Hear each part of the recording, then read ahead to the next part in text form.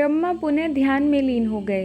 इस बार उनके भीतर से 7 दिव्य ऋषि प्रकट हुए, जिनके नाम थे वशिष्ठ, मरीचि, अत्रि, अंगिरा, पुलस्त्य, पुलह और क्रतु। उन्हें सामूहिक रूप से सप्तऋषि कहा गया। इसके उपरांत ब्रह्मा के हृदय से बैल के रूप में धर्म उत्पन्न हुआ। समय बीता तो ब्रह्मा ने धर्म के भाग्य को लेकर भविष्यवाणी की। धर्म, तुम 4 पैरों पर खड़े हो, जो 4 सद्गुणों के प्रतीक हैं: सत्य, तप, शुचिता और करुणा। सतयुग में तुम चारों पैरों पर खड़े रहोगे, क्योंकि इन सभी गुणों का सहजता से पालन किया जाएगा। लेकिन जैसे जैसे प्रत्येक युग आगे बढ़ेगा, तुम एक एक करके अपने पैर खोते जाओगे। त्रेता युग में तुम्हारे 3 ही पैर होंगे।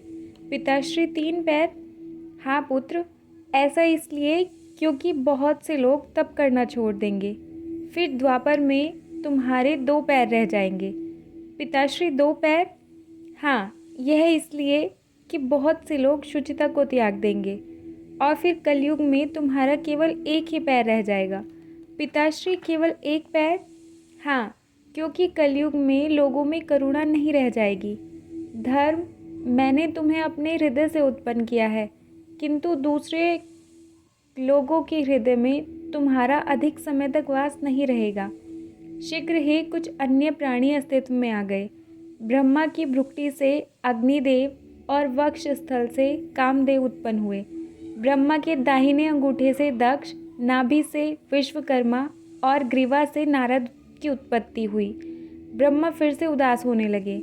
वे मुड़े और उन्होंने पितृ स्नेह से भरकर नारद की ओर देखा तथा नारद से वही अनुरोध किया जो उन्होंने कुमार ऋषियों से किया था। जाओ पुत्र, सृजन की प्रक्रिया को आगे बढ़ाओ। परंतु दुर्भाग्य से कुमार ऋषियों की भांति नारद ने भी सिर हिला दिया। मैं यह स्वीकार नहीं कर सकता। जन्म और मृत्यु के अंतहीन भंवर में फंसे इस लोक जगत का मेरे लिए कोई अर्थ नहीं है। मुझे केवल नारायण का लोक पसंद है, जो समय और स्थान के बंधनों से मुक्त है। आप मुझे भौतिक सुखों का रस प्रदान करना चाहते हैं, किंतु मैं चैतन्य परमानंद का अभिलाषी हूँ। सृष्टिकर्ता से अब और सहन नहीं हुआ। पहले मधु और कैटभ ने ब्रह्मा को संकट में डाला था। उसके उपरांत उनके अपने चतुर्सन ने स्पष्ट रूप से दायित्व लेने से मना कर दिया। फिर शिव ने ब्रह्मा की मुसीबत को 11 गुना बढ़ा दिया और अब नारद उनका साथ छोड़कर जाने वाले थे। ब्रह्मा को फिर से अपने भीतर क्रोध की ज्वाला भड़कती हुई महसूस हुई, जो उनके हृदय और मस्तिष्क पर हावी हो रही थी। उसकी चकाचौंध में ब्रह्मा को और कुछ भी दिखाई नहीं दे रहा था। ब्रह्मा के होठ खुले और उन्होंने शाप दे डाला, नारद, तुम गंधर्व बन जाओ, एक भाट। यदि हर कोई भौतिक संसार से दूर भागेगा तो सृष्टि का कार्य कैसे चलेगा? यह सृष्टि अपने उद्देश्य को कैसे प्राप्त करेगी? नारद स्तब्ध रह गए।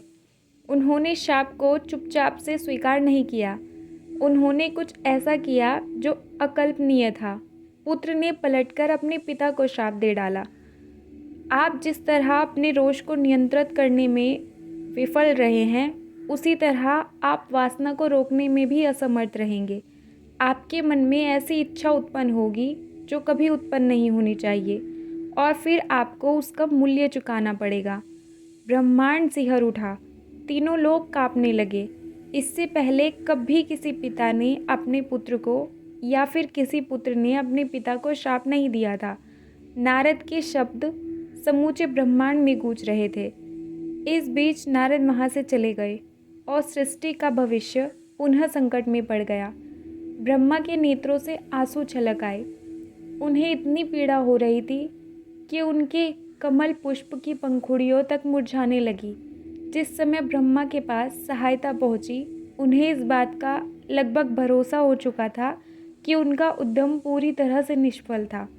उन्हें वह सहायता सबसे अनपेक्षित व्यक्ति से मिली थी।